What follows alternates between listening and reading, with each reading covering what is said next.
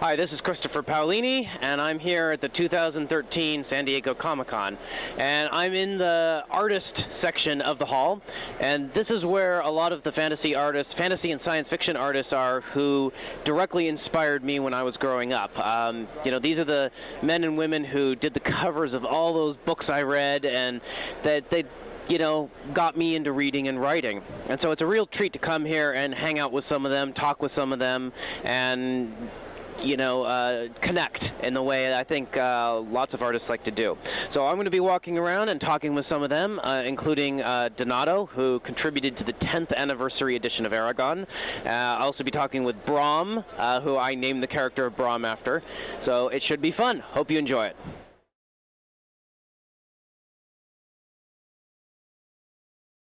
And I'm here with Donato Giancola. Yes, who is an awesome artist, as you can see here. And you worked on the 10th anniversary edition of Aragon, right? That's correct, Christopher. It was a wonderful chance to work on your book and interpret that story. Yes. Thank you. And what was it that you actually painted? I mean, I know, but why don't you tell the viewers what the scene it is you worked on and how you went about doing it? Well, I took the ambush scene, the first chapter, and wanted to show the flight of the elves, the tension between the elves and the Earls, and try to contrast the darkness of their hiding space and that with the white of the elves, the good of the elves with the darkness of the enemy. So yeah, it was great. I mean, it was nice. And I love multiple figures. I love taking action sequences and try to cram as many people, many figures as possible to show the density and the complexities of those kind of environments. Now, was it an easy image to develop, or did any of the figures give you trouble or anything like that? Well, it wasn't. It's never so easy because there's a lot of trying to be very specific to your words, trying to tap into what you've got in there, and yet finding a little bit of room to move the camera eye around, find a way to really, because it's one thing to distill, to give you exactly what the words are, but I'm trying to portray the essence of that moment, of that chapter. So like the way the elves are almost in flight. Actually, if you look at the illustration, you almost can't even see the ground. So the elves and their horses are almost flying above the Urgles. Yeah, I mean, I noticed you did some interesting things with the perspective with that, which gives it that sense of motion. That's right. So that's the challenge for me, is actually to find the way to communicate both the precision of your words and yet embellishing that with the essence of what I'm getting out of the greater meaning of what you're trying to communicate. Well, and I thought you did a great job of capturing the mood of that scene, which that's the goal of any artist, I think, is if you're illustrating, is can you conjure up what it is that the words are doing? That's right. Yeah, and that's what I seek to do in almost all my illustrations. Now, you have the sketch here for the drawing, and we'll show that on camera in a little bit, but have you had anyone notice what it's for or talk about it? Well, it is. I do have it hidden back because it hasn't quite been released yet to the public. So I'm not trying to broadcast what this particular image is for.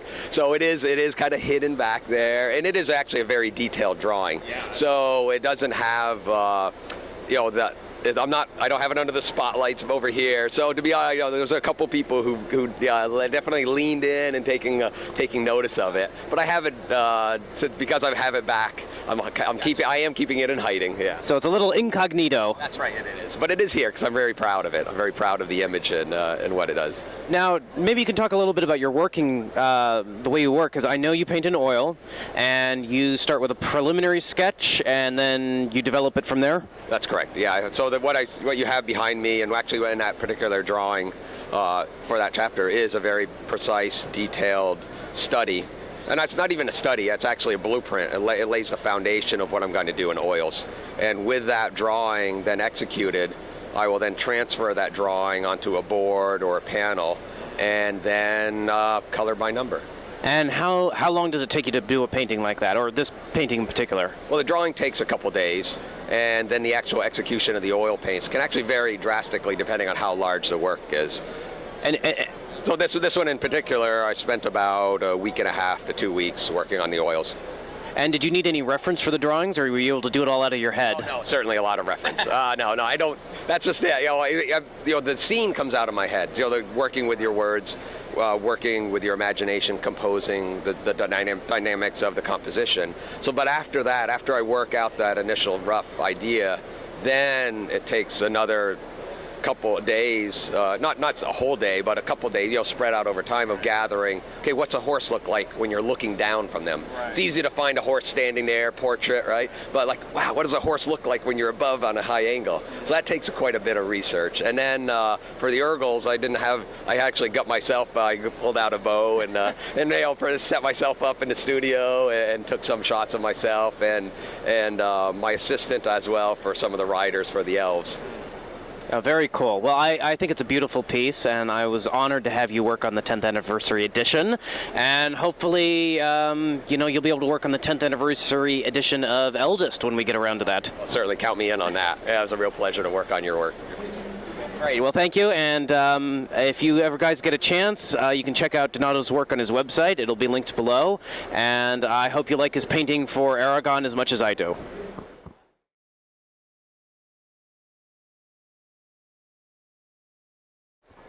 Hi, this is Christopher Paolini, and we're here at the 2013 San Diego Comic-Con, which is insane and amazing as usual. And I'm here with the one and only Todd Lockwood. How are you doing, Todd? I'm doing well. Comic-Con, this is a blast. Glad to hear it. For those of you who don't know, Todd paints some of the best dragons and fantasy stuff in the industry. How long have you been painting fantasy? Professionally, 18 or 19 years, but in whole, 54 years since I was 2. And what is it to you? I want to concentrate on dragons here since that's something I'm intimately familiar with and love. What is it to you that makes a good dragon painting? Well, a dragon, whatever it is the King of Beasts has, dragons have in spades. They have to be ferocious but intelligent, massive, threatening, but regal, all of that. I like that. In fact, in my second book, I have a giant gold dragon. And I remember after I wrote the descriptions of him, I saw your paintings, the Scaramouche paintings and stuff. And I said, that's it. That's what he looks like. What inspired those? Paycheck. Those were book covers. In fact, the Scaramouche was my second cover for Tor books. And they just let me paint people flying on a dragon. You can't have too much more fun than that. Yeah, I think I saw that in the Spectrum books. It was like, I think the year it came out. One of them. I don't remember. It's been a few years. Am I mixing up my paintings? No, I'm pretty sure I saw that in Spectrum at some point. The one where they're flying. Yes, yeah. I mean, it was for. I mean, it wasn't for Spectrum. They said it was published. It was for Tor. Oh. I wonder if that was before I caught on to Spectrum. I wasn't in the first couple. Spectrum's where I learned about your work and many others. In fact, I think a lot of people don't know you do some pretty amazing black and white pencil art along with your painting as well. I do pen and ink as well. I've got tons of stuff. It's all of a family, I suppose. And with your color paintings, are you doing mostly oil or digital now, or acrylic? It's been mostly digital for about a decade, actually. But I painted in oils before that, and I'm working back towards doing more oil paintings again, because I miss having paintings. When you're painting digital, do you work in Photoshop or some other program? Corel Painter. It acts more like natural media. And at the time I made the switch, that was the program that worked. Photoshop wasn't. I needed something that would let me paint the way I painted and give me a final product that looked like my oil paintings. And I couldn't have done that in Photoshop 12 years ago. So it was Painter. Actually, Painter, I started seeing paintings done in Painter coming into the offices at Widget of the Coast that looked like oil paintings. And they just scared me. I knew there was another sea change coming in the industry, like after Photoshop hit. So I learned it. I was determined not to be caught behind the wave. So I know it depends on, the image and what's in the image, but roughly how long does it take you for a lot of the paintings you do? It varies wildly. Sometimes if the painting cooperates, I can get them done in a couple of days. Other paintings, if they're very complicated, can take a month. So it really depends. Well, and this is rather technical, but I know that you pay close attention to the perspective that you're using as well, and you'll tweak that to get the right effects. I remember that post you wrote on muddy colors about the moon and the linear perspective. Yes. Yeah, it made my head hurt. You know what? It made my head happy because curvilinear perspective is something that I love. I mean, I see it everywhere, but that was a puzzle that I had to think about all the way home. Would you have to look it up if you don't know what we're talking about on muddy colors? Go into the archives or use my name as the search function and read this bit. It was cool. Very cool. Well, it's that sort of behind the scenes work, I think, that ends up making, a painting or even a book or any sort of creative thing more believable in some ways, or more gripping. Yeah, the research that you do. Now, if you're going to write about something, you want to be sure you know all about it. If you're going to paint something well, you need to understand how it's built and why it looks the way it does. Thus your dragon anatomy chart. Yeah, right there. I had to know how it worked. And I actually have the full-size print of that back at home. Do you? Yes, got it last Comic-Con, I think. Okay, all right. Well, this has been a real pleasure. I hope fans everywhere of fantasy have enjoyed this, and I'm sure we'll see each other around, and hopefully next Comic-Con. Yep. And hopefully you'll get a chance to paint some of the dragons of the Inheritance cycle at some point. Yeah, that would be fun. Same here. All right. All right, thank you.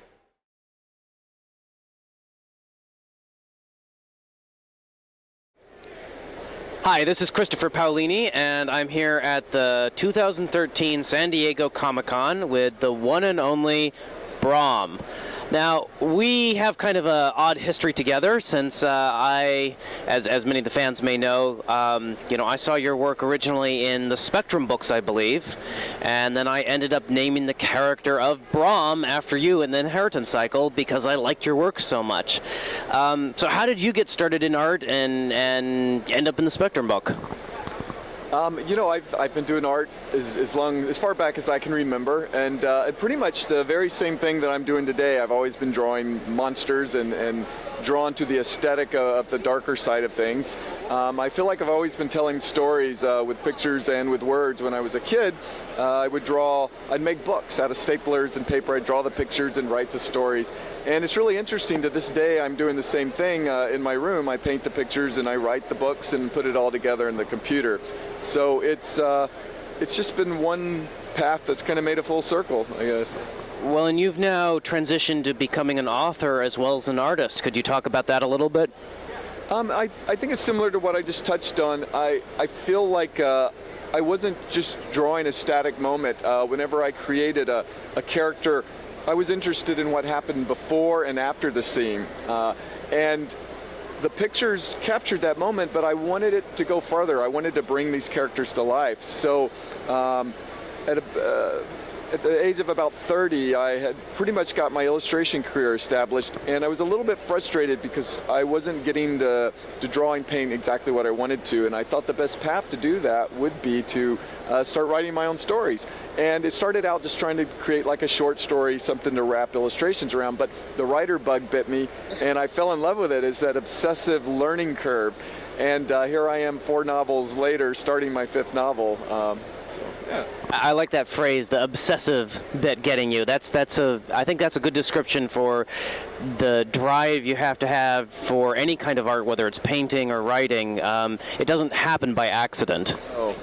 No, and it's yeah, obsessive is the right word, and mental illness might be the right word as well. I tell people I spend far too much time in my room by myself, but I also have to say I'm very happy there. I really get in my own world, and when I'm writing a book or doing a painting, I feel like I'm acting all the parts. It's almost like making my own movie and getting to play all the characters. I often joke that I'm an introvert who can fake extroversion, because there's something about being alone by yourself and creating something that I think very few things give you the same sort of satisfaction. It's very true. Yeah, I just have to agree with that statement. So now, what's new for you? You have an art book here out at Comic-Con, and your last novel was Krampus, which I would describe as Santa Claus meets Stephen King, with some awesome paintings in it, which was really neat. But moving forward in the future. Yeah, I have another novel I've just begun, and I can't reveal too much at this time, but just to say that it is another venture into the dark side. This one's a little more geared towards the illustration side. I want to sort of create a world that I can do a bunch of paintings in, and I hope to also do an art book of paintings to go along with it. So maybe this one's going to be a heavy prose novel with an accompanying art book. Now, one of the things that drew me to your art in the first place was, it was a couple of things. It's your use of color. You have often a fairly limited palette, which appeals to me. You have a lot of very strong mythical elements in your work, and I think you also you're not afraid of strong women, which I think some illustrators are. It seems to me that sometimes illustrators will portray women in a sexual manner, but not in a strong manner. Even though the woman is carrying a sword, she's just a pinup babe, whereas you go in a slightly different direction. I feel like whether it's a woman, whether it's a man, whether it's a monster creature, I am often portraying something as if I were acting that character. So possibly that's what you're seeing. If I was role-playing and I got to be a woman, I would want to be this type of woman. If I was a monster, I'd want to be this type of monster. So there's often, even in the creatures, there's a certain beauty and aesthetic and nobleness to them that I try to get in there, and I believe that comes through with my female characters as well. So they're less props, they're less supporting characters, and they're much more lead characters, maybe is the way to put it. Now, you also do some very grotesque stuff as well, which can be lots of fun as well. Actually, now that I think about it, the first painting of yours that I saw was not Spectrum. It was the cover for Doom 2, which anyone who grew up in the 90s, I think, will remember that. How did you get that job? It really just came out of the blue. It was even before my art book came out, actually, so I am not sure how the guys at ID tracked me down, but I got a phone call, and I remember my schedule was completely full, and they said, we would like you to do the cover for this, and I was in the process of turning them down, and it clicked. Your Doom, it was a game I just got on the computer, and I loved it, and I was like, I have to do this, and I managed to squeeze it in. I didn't realize at the time, that it was going to be for such an important game, such a groundbreaking game, and I would like to still own that original, but the original went to ID, and apparently it became lost, so I would love to know where it ended up. Yeah. Well, maybe one of our viewers can help us figure out where it went. We were talking about this earlier with some of the other artists that, there is a 10th anniversary edition of Aragon coming out this year that unfortunately the scheduling didn't work out for you to provide a painting. But hopefully in the future, with the second book or further down, we'll be able to get a painting by Brom within the world of Alagasia. I certainly hope so. I really regret I didn't get to participate. The schedules just didn't line up, but I hope to be first in line for that. Yeah. Well, and I'm very much looking forward to your next novel. I'll probably get to blurb it, I'm sure. And is Comic-Con going well for you? Comic-Con's always a pleasure. As an artist or creative, you spend a lot of time by yourself in a room, and it's always rewarding to come to a show and get feedback, to see that people do read and see what you paint and write. And it revigorates you. It gets the creative juices going again. Yeah. Now, if I remember correctly, on a technical note, you paint mostly in oils nowadays? And I'm sure this depends on the painting, but about how long does it take you to do an average painting? On average, for about a week to a week and a half. I mean, if it's a simple painting, maybe 3 or 4 days. But if it's a complex thing from the first sketch to the very last mark, about a week and a half. And do you need much reference, or is it mostly out of your head these days? It all depends. The most enjoyable ones are the ones I paint out of my head, and that's usually the creatures and exaggerated type stuff. If it's more classical realism, the female anatomy, which is very challenging to me, I like to have as much reference as I can come across. Makes sense. Well, thank you so much for sitting down with me. It was a pleasure as always, and I'm sure I'll see you next year at Comic-Con. So, Thanks so much. All right, take care.